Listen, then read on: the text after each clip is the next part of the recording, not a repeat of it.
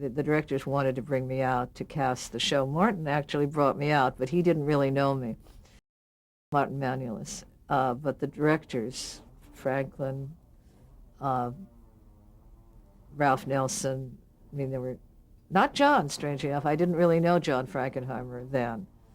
And they were not happy with the directors, I mean, with the casting people out here, because they didn't know any of the actors that they knew, the actors they liked so much from New York. So they persuaded Martin to hire me. And my husband wanted to move out here because he thought there was more work out here at this point. He thought he had a chance to make a career for himself in films, so he was eager to move to California.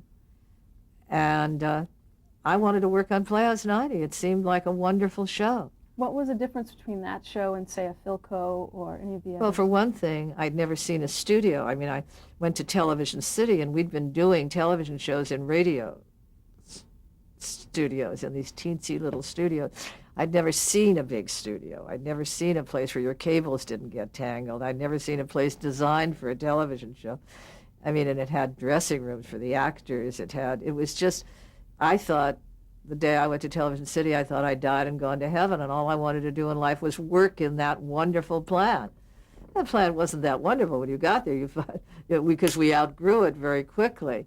But in its day, for us, it was a miracle. And the show was a 90-minute show.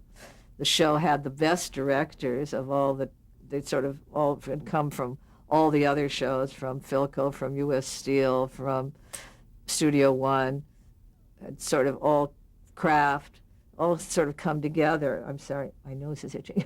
I'd come together on Playhouse 90. And so the opportunity to work with all those people you cared about and to do a longer show, a 90-minute show, and to work with stars. I mean, it was just sort of exciting since I'd never worked with stars in my life. No, these were movie stars. I mean, they were supposed to work with movie stars, and that, was a whole new experience.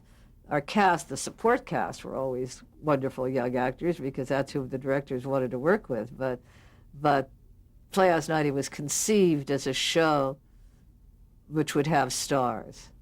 Even the logo had stars moving around with that music, the stars floating through space. And it was supposed to be that. So it was different. It was a challenge. It was a whole different world.